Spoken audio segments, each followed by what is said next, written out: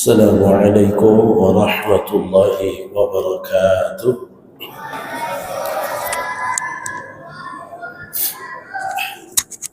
Gak apa-apa ya, rapat-rapat ya, biar hangat. Saya lagi meriang sedikit nih. Alhamdulillah. Alhamdulillahilladzi alafa baina qulubina fa asbahna bi ni'matihi ikhwana. Ashhadu an la ilaha illallah wahdahu la syarika lah wa ashhadu anna nabiyyana Muhammadan abduhu wa rasuluhu wa safiyuhu wa khaliluh. Allahumma salli wa sallim wa barik ala nabiyyina Muhammadin wa ala alihi wa ashabihi ajma'in, amma ba'd.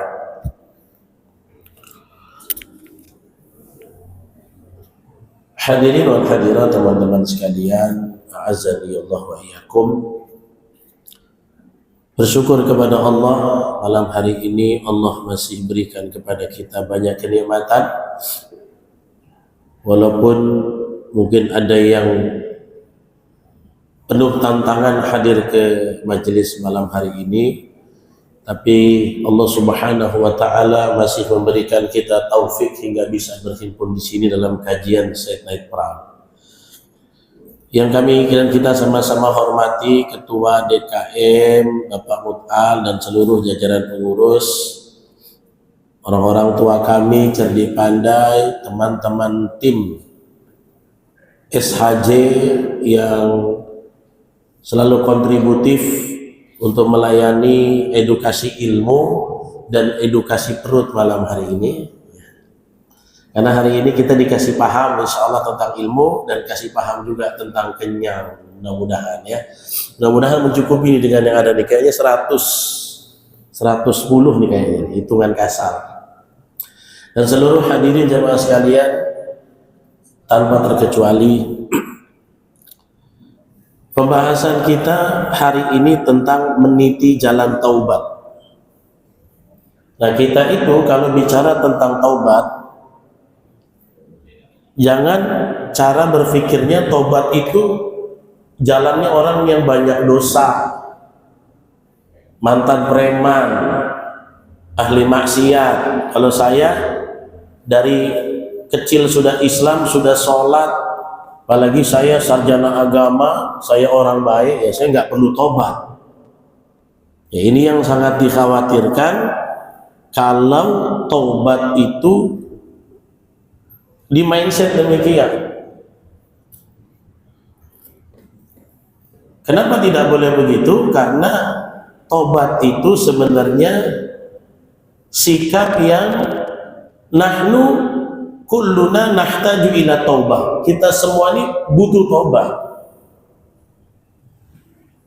Nabi sebagai contoh ketauladan sejati kita saja yang sudah taqaddama ya wa ma ta'akhkhara ghufira, dosa yang telah lalu dan akan datang diampuni.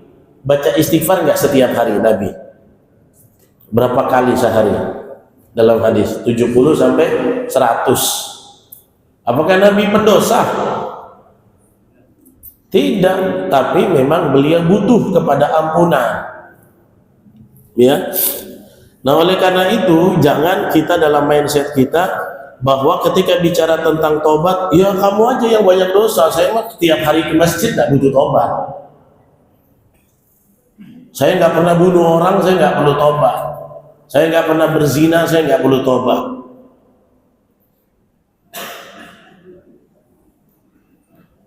Nah, padahal yang namanya tobat itu kita semua memerlukannya. Bahkan dalam Al-Quran ketika Allah bicara tentang wa man lam yatub fa ulaika humudz zalimun, siapa yang tidak bertobat dia orang zalim. Maksudnya apa? Zalim pada dirinya sendiri. Nah, kenapa kita yang ikut kajian ilmu ini butuh membahas tentang tobat terus-terusan? Karena kita ini manusia, mungkin pernah saya bahas tentang bab tobat Riyadhus Shalihin, pernah. Sekarang kita bahas lagi, ya dari waktu itu sampai sekarang kira-kira ada nggak peluang kita berbuat dosa? Ya ada, setiap hari aja banyak. Dosa yang paling banyak dari mana biasanya? Nah, ini tangan, ya kadang mata sama tangan bekerja sama pula tuh. Ya, yang berikutnya apa? Kaki. Berikutnya apa? Mulut. Wah, ini yang paling kejam nih, dosanya besar nih biasanya. Ya. Nah, sebagaimana yang kita tahu bahwasanya dalil atau yang selalu kita dengar, al-insan mahallun nisyan wal khata', manusia itu tempatnya salah dan lupa. Makanya kita sangat berpeluang. Ya. Nah, oleh karena itu, kalau kita ingin meraih cinta Allah, salah satu jalurnya adalah meniti jalan taubat. Ya. Makanya di dalam Al-Qur'an apa? Salah satu yang Allah cintai taibin, tawabin. Innallaha yuhibbut tawabin wa yuhibbul mutatahhirin. Allah mencintai orang yang tobat dan mensucikan diri. Nah, kenapa ada kata-kata tobat dan mensucikan diri? Karena itu harus muqaranah, harus berkesinambungan, nyambung. Orang yang tobat itu selalu bersih-bersih. Nah, bersih-bersihnya dengan istighfar dan amalan. Ya, kita ini penuh dengan dosa. Dan yang mengerikan itu kadang-kadang kita itu lebih banyak mengumpulkan pundi-pundi dosa di belakang orang-orang, ya. Dan ketika kita sadar itu, kita sadar bahwasanya kita melakukan dosa, salah satunya apa? Kita nggak mau orang tahu perbuatan itu. Berarti kita sadar itu dosa. Yang lebih gawat lagi, kita tahu itu dosa, selama aja bangga, ya, bangga. Nah, ini yang lebih parah, berarti dia melakukan tapi tidak menyadari. Kalau tidak menyadari, bagaimana mau menyesali? Kalau sudah ada penyesalan, bagaimana mau mentobati? Kalau tidak mentobati, bagaimana dia diampuni? Ya, makanya orang yang meniti jalan taubat adalah orang yang memiliki kesadaran penuh. Dan orang-orang yang taubat ini orang yang dicintai oleh Allah. Ada hadis qudsi yang mengatakan kalau ada satu kaum yudnibun, mereka bikin dosa, wa yastaghfirun, dan setelah mereka bikin dosa mereka minta ampun, bertobat, ahabbu ilayya, aku lebih suka daripada ada kaum yang tidak pernah berdosa sama sekali. Endingnya sama, tetapi apa? Allah itu suka tangisan, rintihan, penyesalan para pendosa. Allah senang sekali. Ya. Bahkan dulu saya pernah sampaikan, kalau ada satu orang hari ini taubat kembali, dia mau jadi orang baik, dia nyesal dosa-dosanya, dia mau taat, itu contohnya kata Nabi seperti orang yang kehilangan unta di gurun pasir. Saya kan mau sampaikan kepada teman-teman, susah. Allah itu senang terhadap orang yang taubat. Senangnya Allah itu gimana? Kan nggak bisa digambarkan, ya kan? Gimana bikin Allah senang? Maka Nabi bikin analogi. Kata Nabi, ada orang lagi musafir di tengah gurun, bawa unta. Di untanya itulah semua perbekalan. Jalan dia. Tiba-tiba dia sedang turun istirahat, untanya hilang bersama perbekalan. Dia tersesat di sebuah gurun, la ahadun wala syai'un, tidak ada seorang pun, nggak ada apa-apa. Faqada, dia kehilangan semua perbekalannya bersama untanya. Dia cari sampai jantungnya mau lepas, dia nggak ketemu dengan untanya tuh. Apalagi kalau kita lihat di gurun ke sana tuh kan paling jauh, titik terjauh nggak kelihatan, berarti udah jauh kali. Akhirnya orang ini cari-cari, tidak ketemu, dia bersandar di batu, dan dia pasrah, udahlah matilah aku, jalan kaki nggak kuat, mau makan bertahan hidup, ternyata untanya hilang. Saat dia sudah mau pingsan, ya, saat dia mau mati, tiba-tiba dia melek matanya, dia lihat untanya bersama dengan rohilatihi fi ba'irihi, semua perbekalannya muncul saat dia mau mati, sedikit lagi kelaparan, ya, sedikit lagi mau mati, sebagaimana yang hari ini kita sedang sedih dengan Sumatera Utara, Sumatera Barat, dan Aceh. Seperti itu yang mereka hari ini sedang menderita. Mereka sudah berhasil sebagian keluar dari banjir bandang, tapi mereka sedang berperang melawan rasa lapar dan haus, bau mayat di mana-mana. Jadi ketika orang ini tiba-tiba udah pasrah, bersandar di batu mau mati, udah siap aja, ya Allah, la ilaha illallah Muhammadar Rasulullah, tiba-tiba untanya muncul di depan dia. Ya, kata Rasulullah dalam hadis, orang ini gembira, saking gembiranya ini orang, ya, akhto'a bisyiddatil farah, salah ngomong karena saking gembira yang sangat. Apa dia ngomong? Saking dia sedang lihat unta, ya Allah, anta abdi wa ana rabbuka. Ngerti gak? Ya Allah, anta abdi wa ana rabbuka, saking senangnya. Apa artinya? Ya Allah, anta abdi wa ana rabbuka. Kata Nabi, akhto'a bisyiddatil farah. Akhto'a itu dia keliru, bisyiddah bersangatan, farah itu artinya bahagia. Karena saking bahagia, ya Allah, engkaulah hamba, akulah Tuhanmu, katanya. Terpelecok lidah. Ini hadisnya Nabi bilang. Kenapa orang ini sampai terpelecok? Karena saking gembiranya. Akhirnya kata Nabi, begitulah gembiranya Allah ketika ada satu hari ada orang yang bertobat kembali kepada Allah. Jadi Allah suka banget, ya. Jadi jangan disangka, kita jangan pernah memandang hina, dia dulu nggak betul, dia dulu nggak sholat, dia dulu preman, dia dulu begajul. Habis itu kita memandang remeh. Jangan. Bisa jadi dia lebih dicintai Allah daripada kita yang sok suci. Bisa jadi begitu.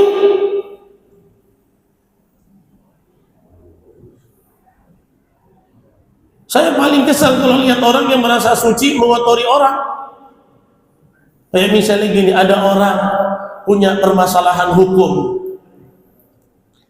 dia sudah tebus kesalahan hukumnya di penjara, dia menderita, dia rindu dengan keluarga, dia susah tinggal di sana, keluar, ya sudah, jangan dihukumi lagi. Dia itu pelaku ini, pelaku itu, nggak usah diginiin, najis. Orang ini sudah membayar. Walaupun mungkin rasa trust kita berkurang, tapi jangan dijustifikasi lagi. Dia telah menebus dosanya dengan kesalahan hukumannya. Begitulah kita lihat kalau ada orang yang dulu mungkin tidak taat, mungkin dulu banyak maksiat, tapi ketika mereka sudah bertobat, ya sudah, jangan, dia kan dulu mantan ini. Itu. Jangan jadi imam lah. Kenapa? Dia tuh dulu mantan komandan preman. Alah pula, ya. Padahal kalau kita nanti, saya kasih tahu lah kisah-kisah salaf yang dosa masa lalunya ngeri, ya, tapi mereka tebus dengan pertobatan dan dijawab oleh Allah. Saya tanya teman-teman, ada nggak yang kenal dengan nama Wahsy? Ada yang kenal Wahsy? Kenal, kata Pak Eko. Siapa Wahsy? Dosanya parah nggak Wahsy? Parah loh, parah kali dia. Dia itu qatala, ya, afdalur rajul. Dia membunuh sebaik-baik manusia. Tapi nanti saya ceritakan, dia juga membayarnya dengan mengeksekusi seburuk-buruk manusia atas nama Islam. Nanti saya ceritakan. Saya keep di terakhir supaya apa? Pas terasa lapar, cerita itu lah. Ya, nah itu. Tapi begini, yang harus kita bahas. Oke, Ustaz, kita sama-sama ingin tobat. Ya termasuk saya. Saya ngomong tentang meniti jalan tobat, belum tentu saya lebih bersih dari teman-teman loh, belum tentu. Yang sudah tentulah saya pandai bercakap, itu aja lah. Yang pasti poinnya itu. Saya banyak ngomong. Karena semua teman-teman banyak mungkin yang lebih soleh dari saya, tapi nggak berani pegang mikrofon di bibirnya. Itu bedanya. Kalau masalah bersih dosa nggak ada yang tahu, betul nggak? Pasti nggak yang ceramah lebih bersih dari yang dengar? Enggak. Dan saya nggak boleh merasa begitu. Oke Ustaz, kalau gitu saya betul-betul mau jadi orang yang tawabin, ingin meniti jalan taubat. Nah, untuk ikhtiar kita meniti jalan taubat itu harus ada beberapa hal yang tersifati badan dari diri kita. Termasuk kalau ada di antara Bapak Ibu, okelah yang punya dosa masa lalu, dosanya parah kali, hitam kali, hina kali, saya nggak minta diakui, nggak perlu diomongin, tutup aja udah, nggak perlu. Ustaz, saya dulu pernah ini itu, nggak usah, udah sesali aja. Karena di agama kita bukan pengakuan dosa sama ustaz, ya ada syariatnya gitu. Ya. Tidak seperti yang lain, nanti dikasih bilik, di bilik itu pengakuan dosa. Dosanya apa? Oh segini, bayar kau 5 juta. Ya, dosanya itu ngaku, bayar 10 juta. Ya, kalau mau bayar, mau juga saya bikin bilik biar kaya gitu ya. Tapi dalam Islam enggak, dosa yang kira-kira aib diri tidak membutuhkan fatwa penyelesaiannya, keep aja udah. Nah sekarang apa yang harus kita lakukan? Kalau yaudah kita keep, saya tidak mau mengumbar aib yang sudah Allah tutup. Nah sekarang kita harus ukur, kira-kira kita ini sudah on the track atau belum di jalan tobat itu. Ada beberapa sifat yang harus muncul bagi orang yang mau meniti jalan tobat. Yang pertama, ya, ada 4 ya tadi. Yang pertama, at-tawwabin, orang yang tobat itu haruslah musara'ah fit taubah. Sifat orang yang tobat itu harus musara'ah. Apa? Musara'ah. Nah, ini biasa ditulis nih sama sahan ya. Musara'ah dari kata sara'a yusari'u. Artinya apa? Bersegera. Ya. Tobat itu sifat karakternya kalau dalam ayat-ayat Quran, kalau kau buat cepat ingat, kalau kau buat cepat balik, kalau kau buat cepat minta ampun. Karakternya orang yang tobat harus bersegera. Ingat nggak dulu ada satu orang yang tobat tapi telat, siapa yang saya ceritain? Ada yang tahu nggak? Ayatnya apa yang ceritakan Fir'aun tobat tapi telat? Ayo, yang tahu ayatnya bisa baca, walaupun terjemahnya saya kasih Al-Quran. Ini hadiahnya. Ayo, Fir'aun di ayat berapa? Ayo, boleh cari-cari. Minta bocoran Ustaz Andre boleh juga. Ya. Ceritanya waktu dia tenggelam itu kan, ada yang tahu? Sebutkan aja nama suratnya. Ini intermezzo nih, bagi-bagi Al-Quran dulu karena prime.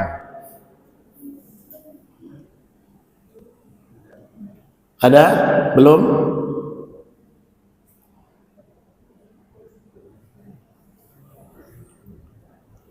Ada yang tahu? Surat? Bisa baca?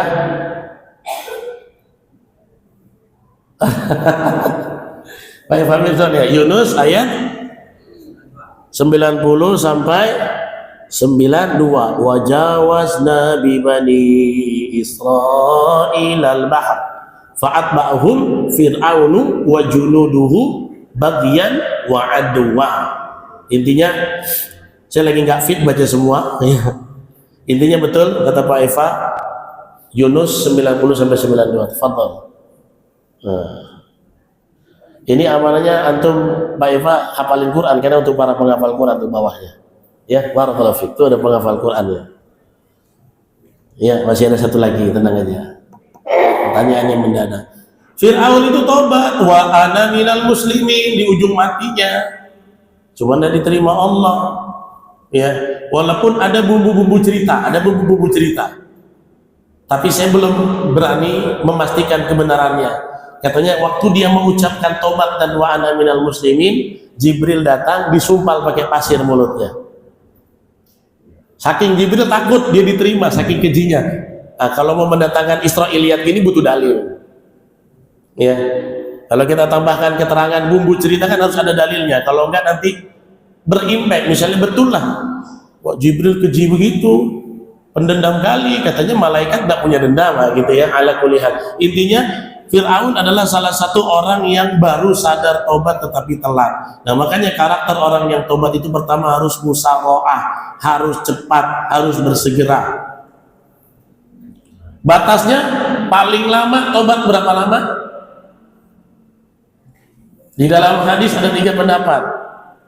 Ya, dalam tafsir ayat An-Nisa ayat 18 minimal 1 jam. Pendapat yang kedua minimal sebelum nyawanya sampai kerongkongan. Pendapat yang ketiga 1 hari sebelum kematian. Kalau di hari H kematian itu nggak bisa lagi. Ya, nah itu 3 pendapat berdasarkan ayat An-Nisa 18. Allah berfirman, "Walaisatit taubatu lilladzina ya'maluna ya'maluna sayyi'ati hatta idza hadara ahadahumul maut." Bukanlah tobat buat orang yang melakukan dosa sampai datang kematian pada mereka. Waktu datang kematian pada mereka ini kata-kata kuncinya. Ketika datang kematian, qala inni tubtul an. Ketika datang kematian baru dia bilang, aku bertobat sekarang. Nah inilah kata para ulama, ketika datang kematian itu kapan? Pendapatnya sebelum nyawa sampai sini, yang kedua 1 jam sebelum mati, yang ketiga di hari tersebut dia meninggal udah ditutup. Ya. Nah saya pribadi menguatkan yang mana? Lebih condong kepada 1 jam atau sebelum nyawa sampai kerongkongan. Kenapa? Karena ada kisah orang yang membunuh 100 nyawa. Pernah ingat nggak? 99 dia bunuh, akhirnya jadi 100. Terus dia merangkak, kan masih di hari itu. Tapi ternyata diterima tobatnya. Tapi ala kulli hal, sebelum nyawa sampai sini, kalau kita bertobat mudah-mudahanlah Allah terima. Maka yang pertama harus bersegera. Yang kedua, orang yang meniti jalan taubat harus ada sifat apa? Al-iqla' anil maksiyah. Al-iqla'. Ya. Al-iqla' itu dari kata aqla'a yuqli'u. Apa Ustaz Andre artinya? Al-iqla', aqla'a yuqli'u. Naza'a. Al-iqla' itu artinya melepas. Ya. Uqli'u al-libas, aku melepaskan pakaian. Syaratnya orang yang meniti jalan tobat, kalau dia sudah tobat, perilaku maksiatnya harus dilepas. Kalau masih nyangkut, itu belum tobat.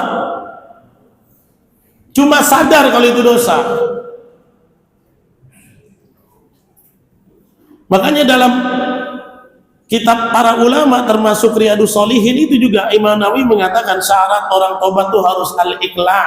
Dia betul-betul cabut kemaksiatannya. Contoh, dia pernah berzina, dia tobat. Sudah sampai putus, oke saya nggak mau lagi. Besok ganti pacar baru juga, pacaran juga. Itu sama aja bodoh. Saya nggak mau zina. Kenapa? Udah putus juga seminggu yang lalu, dapat pacar baru lagi, pacaran lagi, berikhtilat lagi, ya zina lagi. Kalau saya pernah berzina, jalannya apa? Pacaran. Mulai sekarang saya nggak mau pacaran lagi. Gitu. Ya. Ada orang yang korupsi, ketangkap KPK, ditangkap, masuk penjara. Aduh, saya nggak mau lagi korupsi. Kenapa? Ketahuan. Kalau nggak ketahuan, boleh lah. Itu bukan tobat namanya, ngejek itu. Iya. Ada pencuri, dia mencuri ketahuan dihukum, mencuri lagi dihukum. 3 kali kalau mencuri lagi dipotong tangan kalau dalam hukum Islam begitu ya, masih berbuat yang sama. Ya kalau ketahuan janganlah. Tapi kalau nggak ketahuan boleh lah. Ini belum tobat. Makanya syarat dia tobat harus al-iqla'. Ya. Al-iqla' itu maksudnya apa?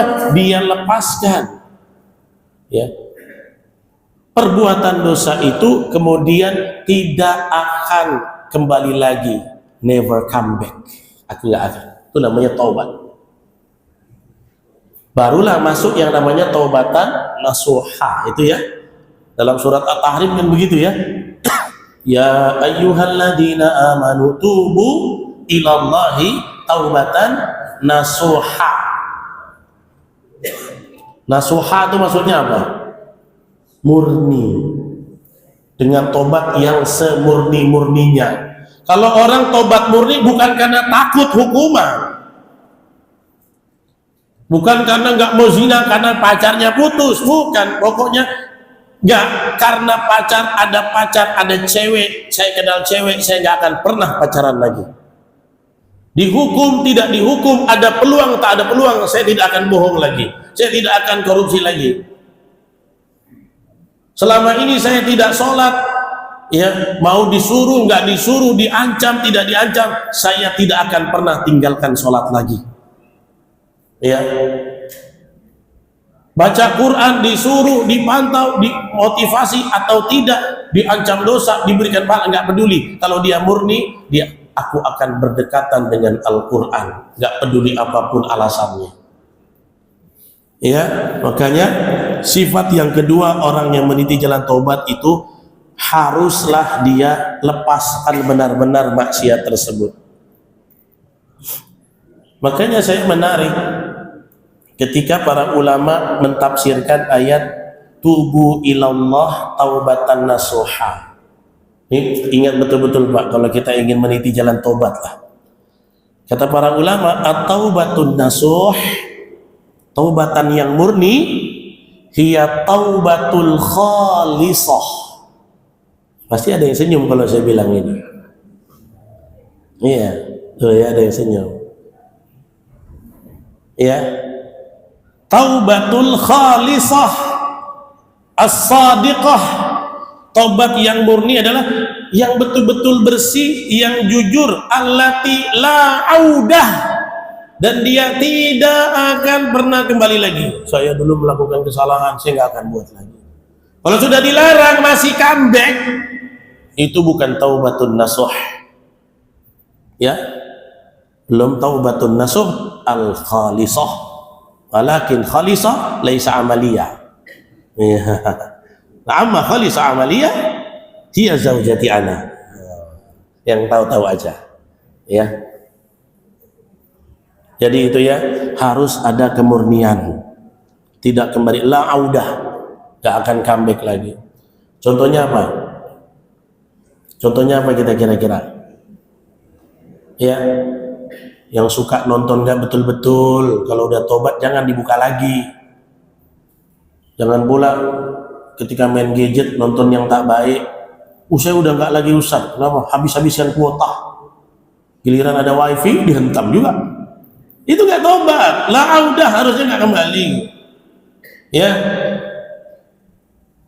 ini yang mudah-mudahan saya pesan nih, yang pernah mengumpulkan pundi-pundi dosa melalui kenal laki-laki, kenal perempuan, berpacaran, tutuplah jalan itu. Saya pernah tuh diklaim sama seorang bapak-bapak, Ustaz, kalau dalam Islam tuh tidak ada pacaran, anak saya nggak akan laku. Bapak tuh bilang begitu, macam mana dia akan dapat jodoh? Kalau nggak pacaran nggak akan laku. Saya mau buktikan nggak Pak? 8 tahun pacaran, 8 bulan nikahnya cerai. Jadi nggak ada jaminan. Ya bagaimana kalau tidak pacaran dia menumbuhkan cinta? Nggak ada syarat nikah itu cinta. Cinta itu baru ditumbuhkan setelah akad. Betul gitu, Mbak Khalisah. Iya. Cinta itu ditumbuhkan setelah akad, bukan sebelum akad. Ya, nah itu yang kita harus berubah. Yang ketiga, sifat orang yang meniti jalan tobat, biasanya orang yang tobat itu haruslah iltizam bis shalah al-mafruḍah wal masnunah. ciri-ciri orang yang sudah tobat itu lebih komit terhadap sholat biasanya. Kan kita lihat begitu ya, oh ini orang dia udah berubah, udah hijrah. Kira-kira pantas gak kalau kita bilang, ini ada orang hijrah, tapi sholat subuhnya jam 6:30. Mana hijrah kemana nih? Pasar. Sholat zuhur 2:30, hijrah kemana? Orang yang identiknya dengan dia sudah hijrah, dia sholat 5 waktu, di awal waktu, iya kan? Maka orang yang meniti jalan tobat harus ada iltizam, komitmen terhadap sholat 5 waktu, bahkan sholat-sholat yang sunnah. Dan jadi orang yang gila terhadap sholat, itulah orang yang tobat. Ya, pokoknya sholat wajib awal waktu, di mana azan berkumandang dia datang. Sholat sunnah ini itu diperbanyak, diperbuat. Itulah ciri-ciri orang yang taubat. Makanya ada satu ayat yang memang diperuntukkan oleh Allah, asbabun nuzulnya itu kepada orang yang waktu itu saya ceritakan dia ini pernah melakukan dosa mencumbu keponakannya sendiri, ya kan? Datang kepada Nabi, ya, ikdi masyikta ilayya, Nabi, aku melakukan ini nyesal, lakukanlah eksekusi saya, terserah yang kau mau. Nah, karena dia ini ngadu tentang perbuatannya dan Nabi harus berfatwa bagaimana jalan tobatnya. Nabi minta detail, dosa kamu apa? Ataqtulur rajul, apa kamu membunuh seseorang? La. Atazni, apa kamu berzina? Tidak. Ya, apa yang dia lakukan? Bercumbu dengan seorang wanita. Tapi dia nyesal, langsung datang ke Nabi. Eksekusi saya terserah. Ternyata apa? Karena orang ini akhirnya turunlah ayat tentang orang yang mau bertobat ini tentang apa? Aqimis sholata tarafayn nahar wa zulafan minal lail innal hasanati yudhhibnas sayyi'at dzalika dzikra lidzakirin. Ayatnya apa? Sini, tenang. Kamu nggak dieksekusi, nggak dipukul, nggak diapa, tapi apa? Aqimis sholata tarafayn nahar. Sholatlah kamu ya di ujung siang. Maksudnya apa? Sholat wajib, yang zuhur, yang asar, yang subuh. Wazulafa minal lail, di permulaan malam. Sholat apa? Sholat maghrib dan isya. Solusi buat kamu, perbanyak sholat fardu, dan innal hasanat yudhibnas sayyi'at. Innal hasanat ini apa? Tambah dengan sholat sunnah. Jadi kalau kita pengen hijrah, kita komit sama sholat. Ya, sholat 5 waktu tuh nomor 1, nggak ada yang lain lah. Pokoknya kalau azan berkumandang, gas. Kalau nggak sakit-sakit betul, tetap berjamaah. Itulah komitmennya. Dan kayaknya kita menyaksikan begitu. Dia sudah hijrah. Ya. Termasuk tanya teman-teman jamaah tabligh. Mereka tuh kalau mau dakwah di satu kampung, yang dilihat dari mana? Ke masjid atau enggak kan? Oh itu Pak RT sudah menghidupkan amalan apa? Sholat berjamaah. Ya. Target mereka teman-teman jamaah tabligh kalau ke masjid, nanti dia akan mengundang orang-orang yang enggak sholat berjamaah agar ke masjid. Jadi memang identitas orang yang meniti jalan hijrah, jalan taubat, akan terlihat komitmennya dalam sholat. Ya, sholatnya akan lebih gercep, akan lebih baik, akan lebih bagus, akan lebih tepat waktu. Kalau yang akhwat-akhwat, ya di rumah, di awal waktu azan berkumandang dia qobliyah dulu. Setelah qobliyah dia sholat yang fardu, setelah yang fardu dia ba'diyah. Dan lebih iltizam, lebih komitmen terhadap sholatnya. Itu pasti terciri lah. Kalau ada orang yang mengatakan dia sudah tobat, dia sudah hijrah, tapi sholatnya masih belepotan, belum cocok, indikatornya belum nampak. Karena sholat amalan yang paling penting. Yang keempat, ya yang terakhir, apa itu? Al-wa'yul Qur'ani. Orang yang tobat pasti lebih punya kesadaran Quran. Ya. Saya dulu di pondok tahfiz, banyak di antara kami yang ditanya oleh muslim-muslim kami, apa niat antum datang ke sini? Saya masih ingat tuh, yang nanya namanya Ustadz Agus Komarudin Al-Hafiz, senior muslim. Rata-rata teman-teman yang datang ke Ma'had, saya banyak dosa Ustadz. Mudah-mudahan dengan bacaan, kalau saya menghafal, saya baca ulang-ulang, ini bisa menghapus dosa saya. Dan banyak orang yang kalau kita lihat di masjid, orang udah tua-tua, Pak, kok rajin kali baca Quran, dosa saya udah banyak Ustaz. Dia lebih peka terhadap Al-Quran.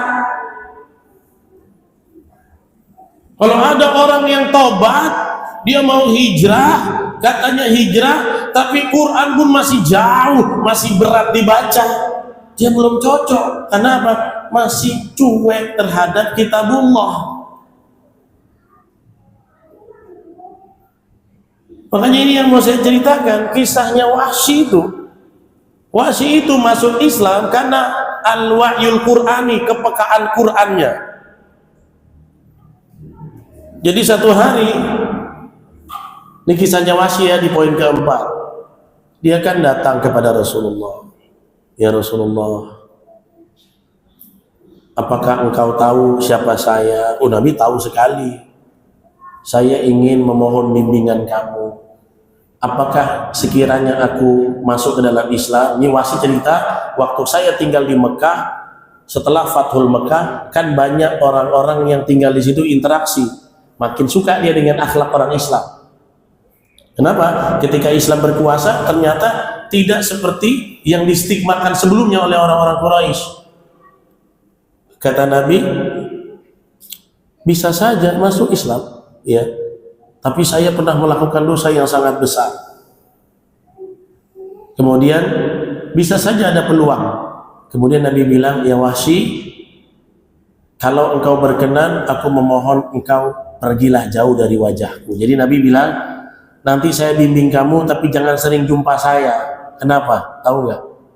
Karena Wahsy adalah eksekutor pembunuh Hamzah. Berarti Nabi dendam, bukan dendam. Kalau aku melihat wajahmu, aku teringat Hamzah. Jadi Wahsy ini kan budaknya Jubair bin Mut'im waktu itu. Waktu perang Uhud kata Jubair, aturidul har, apa kamu mau aturidul hurriyah, kamu mau merdeka? Oke, bunuh Hamzah. Kalau kamu berhasil, kamu dapat kemerdekaan, tidak jadi budak lagi. Maka Wahsy kan menombak, ditombak sampai tembus, dikorek terus sampai ditunggu sampai mati, megap-megap ditunggu sampai mati sama Wahsy. Tapi kemudian dia berinteraksi dengan orang Islam, dia mau masuk Islam. Ya, kata Nabi, ya sudah. Akhirnya dia pergi, belum syahadat. Nabi prospek lagi. Ya. Dalam hadis riwayat Imam Tabrani, Nabi utus utusan dengan murasalah, dengan surat untuk memulai Islam. Ternyata Wahsy balas suratnya, karena Nabi bilang jangan ketemu, saya kalau lihat wajahmu ingat Hamzah. Jadinya sedih lagi gitu kan. Murasalah. Terus kata Wahsy, bagaimana aku bisa diterima dalam Islam sementara aku membunuh, aku mempersekutukan Allah, aku zina. Udah semua penuh, list dosa itu di Wahsy semuanya contreng. Semuanya membunuh, berzina, mempersekutukan Allah. Sementara di dalam Quran, wala yaqtulunal nafsallati harramallahu illa bil haqqi wala yaznun. Orang yang diterima Allah adalah yang tidak pernah membunuh. Wala yaznun, tidak mempersekutukan Allah, tidak berzina. Saya masuk di ayat itu semua. Al-Furqan, itu ayat berapa saya lupa. Al-Furqan. Surah Al-Furqan di halaman terakhirnya. Saya masuk di semua ayat itu. Wala yaqtulunan nafs. Saya bunuh nafas. Ya. Wala yusyrik billah. Saya mempersekutukan Allah. Wala yazni. Saya berzina juga, kata Wahsy. Ternyata apa? Ayat turun. Illa man taba wa amana wa amila amalan salihah Semua itu nggak akan diampuni. Illa man taba, kecuali yang tobat. Wa amana, beriman. Wa amila amalan solihah, dan dia beramal soleh. Ya, 70, Al-Furqan 70. Kalau ayat yang Wahsy takut tuh 69-nya. Orang yang tobat, beriman, beramal soleh, faulaika yubaddilullahu sayyi'atihim hasanat. Merekalah orang-orang yang dosanya diganti dengan pahala. Wa kana Allahu ghafuran rahima, dan Allah itu Maha Pengampun dan Maha Penyayang. Jadi Wahsy dapat terima surat ayat ini. Lihat nih, mau tobat aja sudah peka sama Quran. Akhirnya kirim lagi Wahsy surat, ya Muhammad, syarat ini berat bagi saya. Aku harus bertobat, beriman, beramal soleh. Tapi masihkah ada peluang? Turun lagi ayat, nih yang terkenal. Innallaha la yaghfiru an yushraka bih. Sesungguhnya Allah tidak mengampuni dosa syirik. Tapi wa yaghfiru ma duna dzalika liman yasha. Selain syirik Allah ampuni. Selain syirik Allah ampuni. Wahai Wahsy, dikirim lagi surat sama Nabi, dibalas. Ya Rasulullah, bukankah ampunan itu tergantung kehendak Allah? Apakah engkau tahu Allah akan mengampuni aku atau tidak? Dosaku terlalu banyak. Jadi dia ini kayak putus harapan kan? Turun lagi surat Az-Zumar 53. Ini ayat terakhir. Boros salahnya Nabi dengan Wahsy. Apa surat Az-Zumar? Qul ya ibadiyalladzina asrafu ala anfusihim. Katakanlah Muhammad kepada orang-orang yang sudah melampaui batas dosanya, la taqnatu mir rahmatillah. Jangan putus asa dari rahmat Allah. Jangan putus asa. Apa kata Allah? Innallaha yaghfiru dzunuba jami'an. Allah ampuni semua dosa Wahsy diampuni. Barulah ketika dia sudah dia dalami, dia serap 3 ayat ini, Wahsy memeluk Islam. Apa yang dilakukan Wahsy dalam pertobatannya? Ya, dia ini hidup sampai zaman Utsman. Akhirnya Rasulullah wafat, Wahsy masih hidup. Dia masih punya tombak yang dia pakai membunuh Hamzah. Maka saat itu setelah Rasulullah wafat, ada orang yang mengaku Nabi yang tadi malam kita bahas di Uswah, Pak. Ingat gak siapa namanya? Musailamah Al-Kadzdzab. Dia kan ngaku-ngaku Nabi. Masih ingat gak surat palsunya semalam? Inna a'tainal jawahir. Nah, bikin surat palsu, lucu bunyinya. Dia ngaku Nabi. Akhirnya terjadilah perang Yamamah. Ya, Abu Bakar yang waktu itu menjadi khalifah, dia membasmi Nabi palsu karena semakin parah setelah Nabi wafat. Kata Wahsy, izinkan saya yang akan memburu Musailamah Al-Kadzdzab. Kenapa? Tombak ini pernah membunuh afdhalur rajul, pernah membunuh sebaik-baik orang, yaitu Hamzah. Dan izinkan saya akan membunuh asrarur rajul, seburuk-buruk orang yang menipu mengaku menjadi Nabi. Ternyata dia tidak peduli dengan serangan yang luar biasa di perang Yamamah.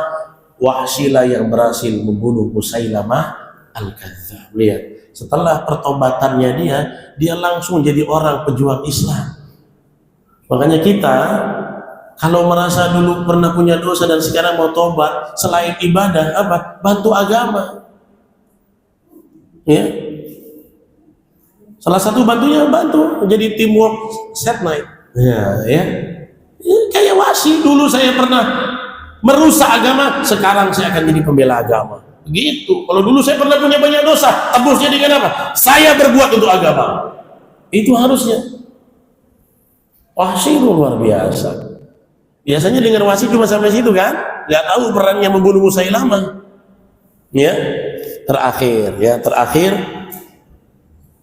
Pasti udah sering dengar lah. Contoh tobatnya namanya Fudail bin Iyad.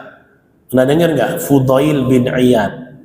Fudail ini meninggal 187 Hijriah. Ya. Dia ini muridnya Sufyan Ats-Tsauri. Gurunya Imam Syafi'i. Imam Syafi'i pernah belajar sama Fudail. Fudail ini dia ya perampok ulung. Cuman merampoknya bukan karena pandai ngambil. Jadi pandai ngambil, dan kalau ada orang yang dirampok, nyawanya pun dihabisi. Apa bahasa sekarang? Begal kan? Ya, walaupun misalnya, sini serahkan hartamu. Ya udah Pak, ini mobil saya, ini harta saya, jangan bunuh. Ah, nggak ada, dibunuh juga walaupun udah serahin. Itu namanya Fudail bin Iyad. Satu kampung nggak ada yang berani. Dia tuh beraksi Rabu malam Kamis. Kalau sudah Rabu malam Kamis, tidak ada yang berani keluar rumah, tutup semua rumah. Oh, dilawan 4 orang dibantai dia. Satu hari, Fudail ini datang ke satu rumah, niatnya ingin membegal sekaligus memperkosa, karena di rumah itu ada anak gadis yang dia sukai. Dia sudah manjat di plafon. Ketika dari plafon dia buka mau turun ke bawah, tiba-tiba pemilik rumah, bapaknya si gadis ini lagi qiyamul lail. Dia baca ayat Quran, surat Al-Hadid. Ya. Alam ya'ni lilladzina amanu an takhsha qulubuhum li dzikrillahi wa ma nazala minal haqq. Pas dia mau loncat itu, dia lagi baca itu, nggak disetting-setting. Oh ya, apa artinya? Alam ya'ni lilladzina amanu, tidak cukuplah untuk orang beriman untuk takut hatinya kepada Allah terhadap Quran yang diturunkan Allah. Kata Fudail, seakan-akan Allah sedang berbicara melalui firman-Nya kepada saya. Ya Fudail, sampai kapan kamu mau takut? Sampai kapan kamu mau sadar? Sampai kapan kamu begini terus? Nangis dia, Pak. Nangis. Gara-gara Quran, Pak, coba. Orang qiyamul lail. Gara-gara Quran. Nangis dia turun dari situ, dia datang ke bangunan, reruntuhan bangunan dekat dengan masjid, nangis. Dia nangis dari jam 12 sampai sholat subuh. Itu katanya, ya, orang-orang yang mau azin masjid, mau datang ke masjid karena dengar tangisan Fudail, patah balik, azan hari itu telat. Kenapa? Ada Fudail, ada suara tangis Fudail. Nggak berani. Akhirnya apa? Hari itulah pertobatan Fudail, dia sholat subuh berjamaah dan tangisannya tak pernah hilang. Ya. Setelah itu apa yang dilakukan? Fudail hijrah, dia ingin melakukan pertobatan. Pertama dia ke kota Kufah, Pak, di Baghdad. Nah, saat itu sultannya, pemimpinnya namanya Harun ar-Rasyid. Harun ar-Rasyid itu dapat mimpi malam itu sebelum Fudail nyampe ke kota Kufah, bahwa ada Fudail yang sekarang sudah memegang Allah dan Rasulnya sesuai dengan syariat Islam. Mimpi ke Khalifah Harun, Khalifah sambut Fudail di Kufah. Lama dia tinggal di Kufah. Setelah itu dia mewakafkan waktunya di Mekah dan Madinah. Makanya istilah Fudail bin Iyad itu namanya Abidul Haramain. Abidul Haramain, hamba Allah di dua tanah suci. Dia belajar kepada Sufyan Ats-Tsauri, dia belajar kepada ulama-ulama yang lain sampai menjadi mufti. Sambil dia itu kerjanya ngangkut air, Pak. Jadi penggotong, ngambilin air, ngantar-ngantar air, dan dia jadi ulama di Mekah dan Madinah. Sampai Imam Syafi'i belajar pada Fudail. Orang yang dulu ngeri sekali, tapi ketika dia meniti jalan taubat, Allah angkat. Sekarang dalam mindset teman-teman ketika bicara Fudail, pasti lebih di dalam otak ulama, kan? Masalah sirahnya dia banyak yang belum tahu, kecuali yang sudah membahas. Tandanya apa? Allah angkat orang-orang yang betul-betul meniti jalan taubat. Ya, nah mudah-mudahan kita juga bisa terciri ini. Ya, kalau memang kita punya kesalahan, yang pertama tadi apa? Bersegera. Oke, yang bisa menyimpulkan, saya kasih coba. Yang bisa menyimpulkan 4 poin. Tunjuk tangan. Boleh, saya kasih Quran. Monggo. Siapa yang mau menyimpulkan? Itu ada mikrofon di situ kan? Guna khalisah. Yuk, siapa yang mau menyimpulkan? Tunjuk tangan, jangan lama-lama nih. 1, 2, 4 poin aja kok. Janganlah gantian. Ada siapa? Ayo.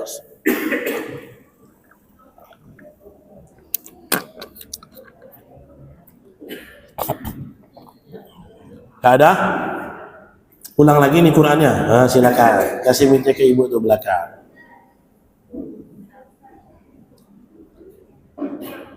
Pakai bahasa Arabnya ya.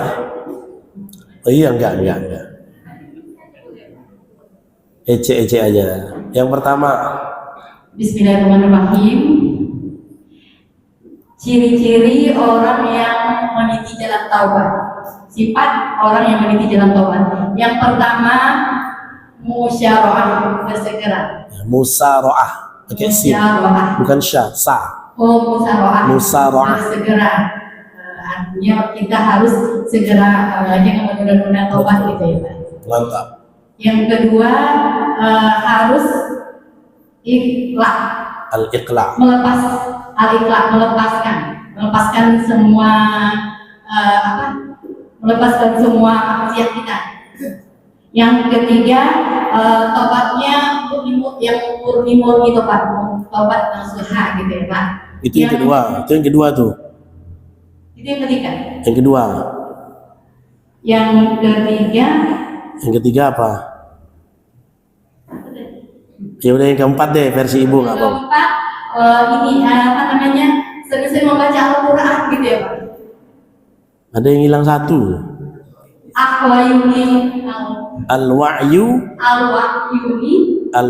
al-Qur'ani. Wa'yu itu kan? Al-Qur'ani. Iya. Ada satu lagi. Ini kalau ini saya kasih 20 juz saja. Satu lagi apa? Orang yang tobat, cirinya apa terhadap sholat? Sholatnya harus tepat waktu Pak. Iya, namanya iltizam.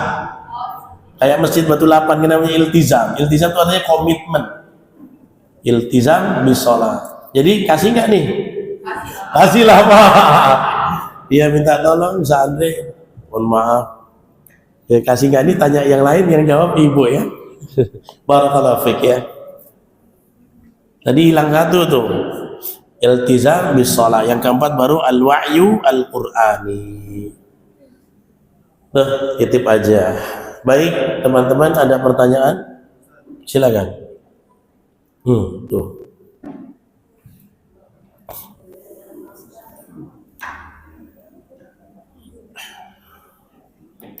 Bismillah, Assalamualaikum warahmatullahi wabarakatuh. Waalaikumsalam.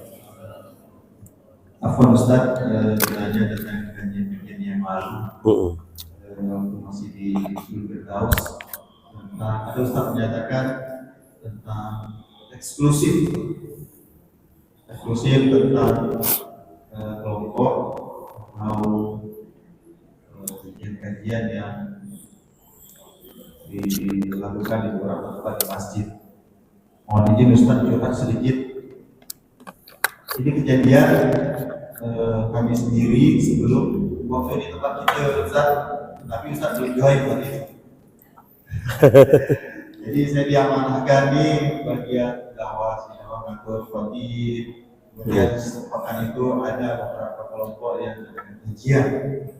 Jadi pada Allah waktu itu sebenarnya saya tidak akan mengatakan kelompok ini siapa karena menjaga politik jurnalistik. Tapi kalau saya tahu boleh kan? Saya tahu kan? Saya tahu. Jadi waktu itu padahal dia sudah termasuk anak emas lah gitu. Dalam satu pekan dia sudah 2 jadwalnya. Tapi waktu itu ada salah satu kelompok buat kajian. Itu dia sudah punya kajian tuh 2 hari Jumat sama hari Ahad. Tapi waktu itu ketika contohnya seperti ini Ustaz, ketika ada kajian, tiba-tiba datang duduk-duduk rame-rame. Ada apa ini bubar-bubar. Jadi dipersekusi. Jadi waktu itu saya mau kasih tanggapan lah kan. Jadi sama Ustaz yang di persekusi itu udah kita lain kali aja. Nah, jadi saya mohon kepada Ustaz, karena Ustaz kan ngomong, nah, cuma ini lebih apa ya, lebih intens lagi agar tidak terjadi hal serupa. Karena ini bahaya Ustaz, bahaya sekali. Sebagian Ustaz sudah mengatakan juga bukan ukuran kalau misalnya jamaah itu banyak itu balik sunnah. Rata-rata seperti itu, tapi pada kenyataannya jika mereka sudah banyak jamaahnya itu eksklusif, itu nggak bisa dipungkiri. Tapi saya kira di sini enggak, alhamdulillah. Jadi bukan muji pula Ustaz. Jadi saya senang Ustaz. Jadi lebih Ustaz bisa jelaskan lagi, jangan sampai ada lah seperti itu karena itu sudah sama. Iya. Kemudian satu lagi nih Ustaz, tentang amar ma'ruf nahi munkar yang ketinggalan dulu. Bagaimana adab-adabnya ketika yang melakukan kebenaran itu adalah penguasa? Itu jarang sekali dibahas. Adab-adabnya seperti apa, kemudian solusinya itu seperti apa. Terima kasih Ustaz. Assalamualaikum warahmatullahi wabarakatuh. Waalaikumsalam warahmatullahi. Iya. Ini buat kita semua lah ya, betul. Belum tentu pengajian itu rame, itulah pengajian yang paling benar. Belum tentu. Kita ini rame nih kan. Kajian saya tuh paling rame, ini yang paling benar. Tidak. Kajian yang paling benar adalah ada di VT saya sama Bunda itu. Yang orang duduk di sini keluar akhlaknya berubah. Amalnya jadi semangat, cinta sama Quran gitu ya. Karena ada juga yang kajian karena ramai tapi tidak berubah pada kepribadian seseorang gitu. Dan yang namanya kajian itu harus inklusif, nggak boleh eksklusif. Ini saya tegasin ya sama semua teman-teman SHJ, Said Night Hijrah Journey. Silakan belajar dimanapun, di kajian manapun, ke ustadz siapapun, belajar. Ya. Kita nggak boleh mengeksklusifkan. Kalau sudah di kajian ini, yang lain tidak sunnah, nggak boleh. Apalagi mempersekusi, melarang ya. Kalau melarang, dia memang majelisnya kesesatan, celewengkan Quran, gitu kan? Atau membuat provokasi sampai orang tawuran, ya bisa nggak dilarang. Tapi kalau cuma karena perbedaan hal-hal yang tidak prinsipil, ya nggak boleh. Jangan sampai ada kajian yang dilarang. Ya walaupun saya juga pernah mengalami gara-gara urusan pribadi pengajian mau ditutup, ada urusan pribadi sama pematerinya. Ya ada yang begitu. Tapi ya kita maju terus. Tapi teman-teman nggak boleh eksklusif. Ya silakan kajian sama ustadz manapun, dengar manapun. Tapi pesan saya harus kritis. Apa yang dia sampaikan harus ada dalil, ada dasarnya. Yang kedua, kalau kita dengar dari penjelasan di majelis itu, kita semakin punya ainur rahmah, kacamata kasih sayang kepada yang lain. Jangan malah jadi udah dengar pengajian semuanya disalahin. Bahkan mohon maaf ya, orang Islam dikafiri. Kalau dulu Nabi orang kafir diislamkan. Sekarang kok orang Islam dikafiri, ya. Nah itu silakan, ya. Dan kalau ada kajian yang mengatakan gini, udah di sini aja dengan ustadz-ustadz kita, jangan yang lain, takutnya menyimpang, gitu ya. Nah ini kan sesuatu yang tidak berdasar. Misalnya gini, Ustadz Sukirman ada halakoh di tempat lain, terus saya bilang jangan, ustadznya menyimpang. Saya bilang ustadz itu menyimpang, berarti kan saya nuduh. Kalau seseorang tuh menyimpang, berarti nggak masuk surga kan?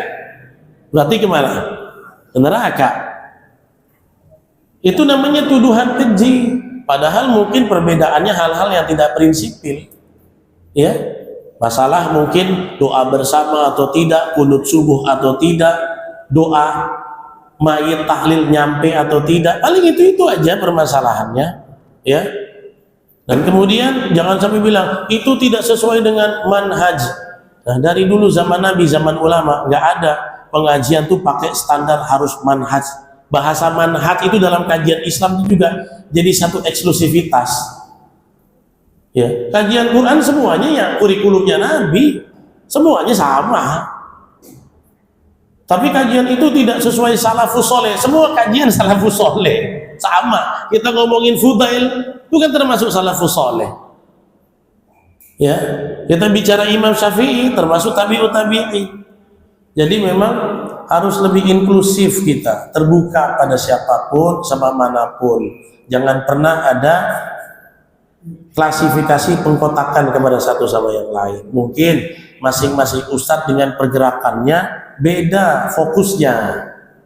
Ada yang fokusnya membetulkan akidah, ada yang fokusnya syiar menumbuhkan cinta pada Quran, ada yang fokusnya bagaimana tegaknya nilai-nilai syariat Islam, ada yang fokusnya keuangan Islam, ekonomi Islam. Silakan, yang penting jangan eksklusivitas, apalagi sampai mempersekusi, jangan ya.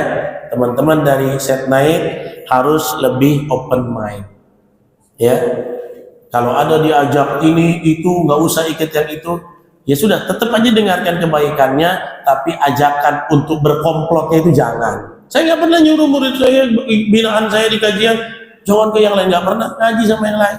Ada yang pernah, Ustaz saya mau ngaji sama fulan, boleh, nanti pas ngaji sama saya dilarang lagi ke saya, ada. Akhirnya comeback juga sendiri ke saya, gitu ya.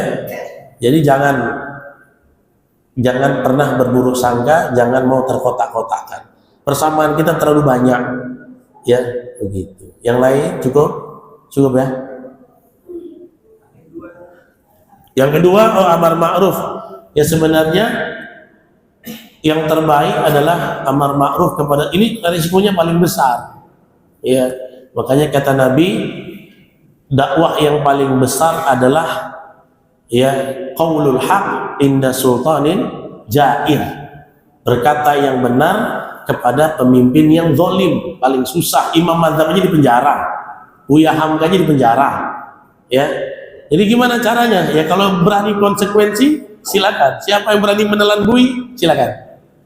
Tapi kalau tidak bisa, kalau sekarang di zaman sekarang ya mungkin dengan jalur-jalur yang ada kita bisa masuk ke tahap yang kedua, menasihati dengan lisan. Sekarang kan zamannya bebas, kita bicara di media sosial dengan bahasa yang santun, kita bisa kritisisasi kebijakannya gitu, boleh ya. Sekarang zamannya media sosial, kita ambil yang kedua. Jadi ya fal yugoyir bilisanihi ya. Kalau biadihi itu ya misalnya presiden, siapa yang bisa ini kan, anggota DPR yang bisa melawan. Kalau kita rakyat biasa, mekek langkau aku tak dengar ya, gitu, dengan kekuasaan juga. Tapi kalau tidak ya bil lisan. Oke, ada lagi? Cukup Bunda Kolisa? Cukup ya, biar nggak kemalaman. Ada lagi? Oh ada di belakang. Oke, satu lagi ya, boleh di belakang tuh satu.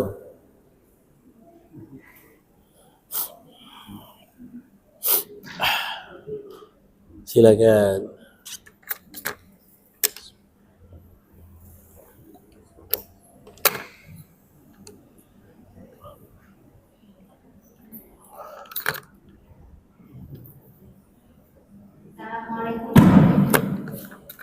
Waalaikumsalam.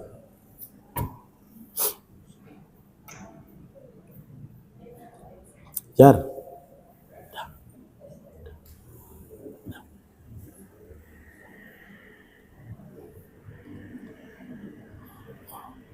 Gimana?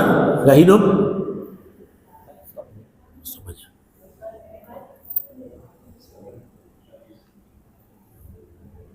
Habis? Iya, nggak mau lagi dia.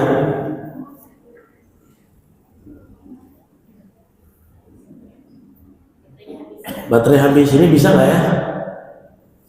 Ya, macam udah mau mati juga.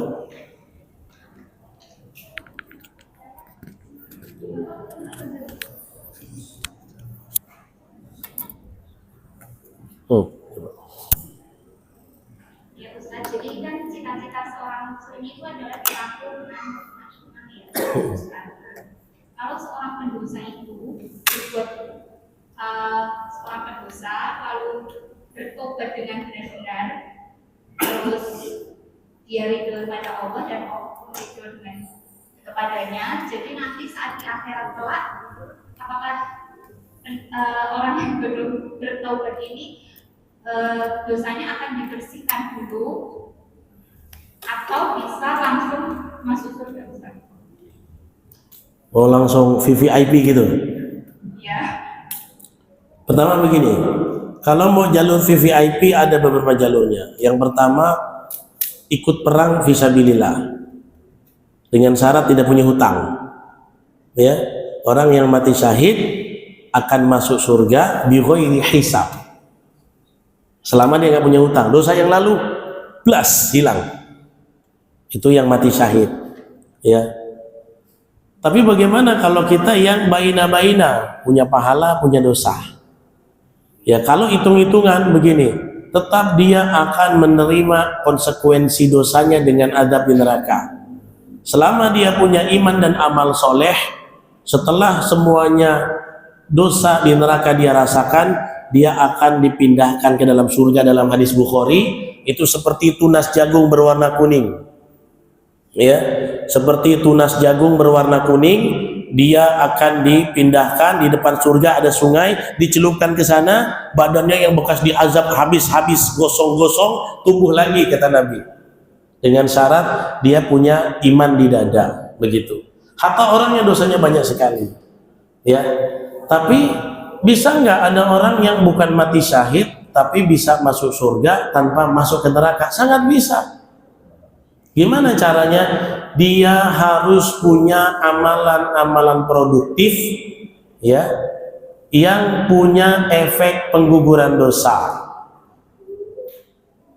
Tapi ini ada sekitar 8 atau 10 contoh-contoh amal yang bisa menggugurkan dosa. Kalau kita ingin ikhtiar jadi orang yang walaupun pernah punya dosa tapi bablas langsung ke surga, ya kira-kira 1,5 jam lagi. Saya highlight aja ya, kalau memang itu nanti kita bahas Sabtu depan. Ya, highlight pertama haji, naik haji, ya kan? Naik haji itu kan orang pulang haji mabrur, roja'a kayaumin waladathu ummu. Dia pulang haji seperti orang baru lahir dari rahim ibunya. Ya, apalagi sholat 5 waktu ke masjid, kan ada 1 langkah diangkat derajat, 1 langkah diampuni dosa. Apalagi sedekah. Ini kayak gini, ada teman-teman yang donasi ke Setna, kasih makan, ada ajak donasi Sumatera, ikut gabung, walaupun kesana sini. Kata Nabi, as-sadaqah tutfi'ul khati'ah. Sedekah itu bukan cuma dapat pahala, ternyata kata Nabi bisa memadamkan dosa sebagaimana air memadamkan api. Banyak nih ada amalannya, baca Quran, istighfar. Kalau ada kesempatan masih panjang umur, saya bahaslah pekan depan 10 amalan-amalan strategis yang bisa menjadi penggugur dosa. Jadi kita sholat, baca Quran, zikir, jalan aja normal. Amalan ini kita jaga terus. Ya, masih ada banyak. Saya pernah bikin makalah tentang itu. 10 amalan-amalan penggugur dosa yang paling efektif. Ada, bisa, peluangnya ada. Tapi kalau saya bahas semua, nanti nasinya kering. Iya, gitu ya. Insya Allah datang nanti di Sabtu depan saya bahas ini. Boleh ingatin ya, takut saya lupa. Ya kan kita sudah bicara tobat. Sekarang bicara tentang produktif amalnya apa saja. Gitu. 10 amal ya yang bisa menghapuskan dosa-dosa. Oke, cukup? Iya, sama. Cukup ya? Demikian yang bisa saya sampaikan, terlebih terkurang mohon maaf. Sama-sama kita tutup dengan istighfar 3 kali dan dengan kerendahan hati. Mari kita mendoakan saudara-saudari kita yang ditimpa musibah di Sumatera Utara, Barat, dan Aceh dan sekitarnya.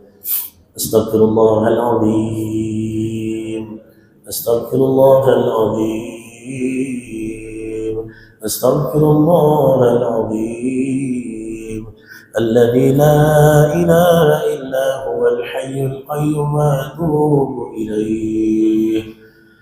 بسم الله الرحمن الرحيم الحمد لله رب العالمين والعاقبة للمتقين ولا عدوان إلا على الظالمين اللهم صل على محمد وعلى آل محمد اللهم لا تدع لنا في مسجدنا هذا مسجد أباس طالب ذنبا إلا غفرته ولا هما إلا فرجته ولا دينا إلا قضيته ولا مريضا إلا شفيته ولا حاجة من حوائج الدنيا والآخرة إلا قضيتها يا رب العالمين اللهم ربنا ظلمنا أنفسنا ظلما كثيرا وكبيرا ولا يغفر الذنوب إلا أنت فاغفر لنا مغفرة من عندك وارحمنا إنك أنت الغفور الرحيم اللهم احفظ بلادنا هذا إندونيسيا من كل بلاء ودرك الشقاء وسوء القضاء وشماتة الأعداء اللهم انصر إخواننا في سمطرة الذين أصابتهم مصيبة اللهم تقبل منهم الشهداء اللهم تقبل منهم الأموات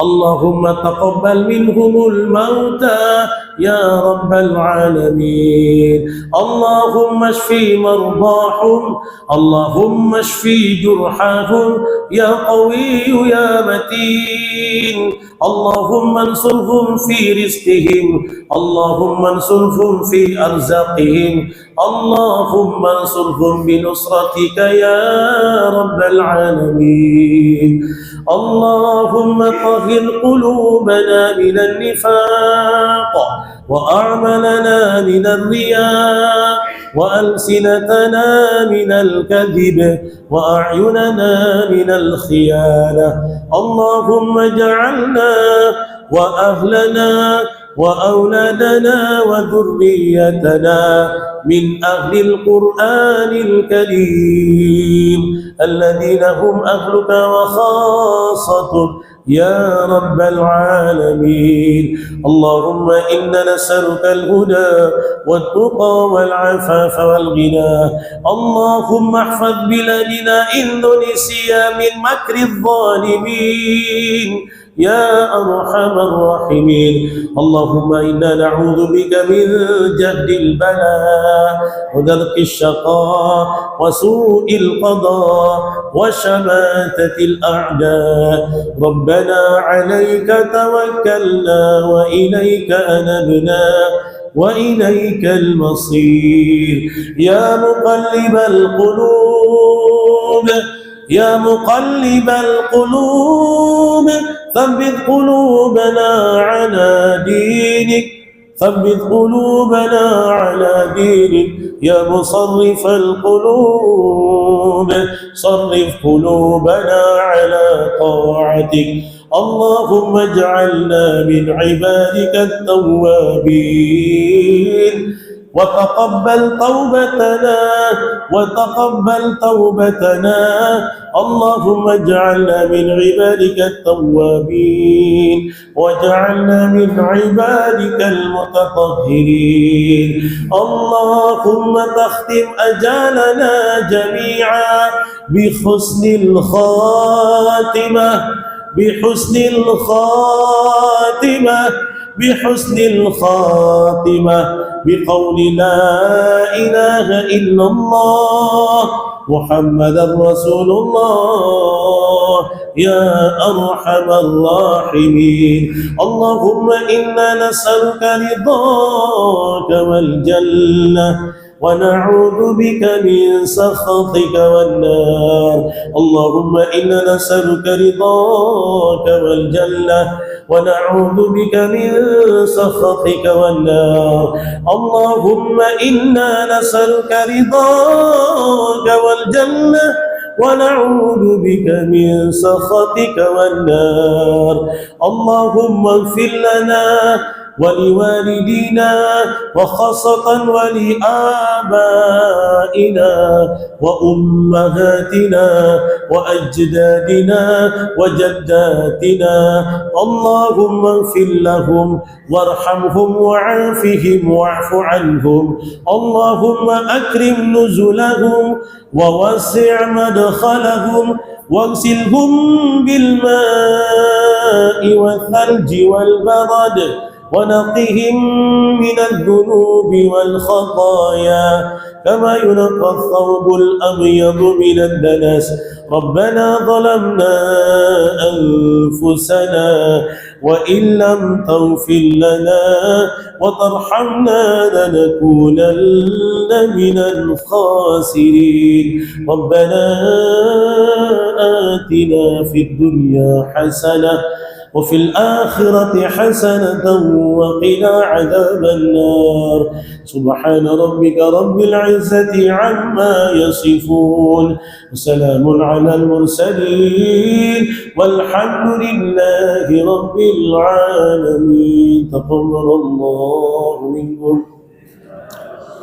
Demikian yang bisa saya sampaikan, lebih terkurang mohon maaf. Mudah-mudahan ilmu yang kita bahas dari ayat dan hadis menjadi amalan kita. Mudah-mudahan doa kita untuk diri kita dan saudara kita yang lain sedang ditimpa musibah dikabulkan oleh Allah. Selebihnya saya tutup, kemudian info dari host kami persilakan. Wabillahi taufiq wal hidayah. Assalamualaikum warahmatullahi wabarakatuh.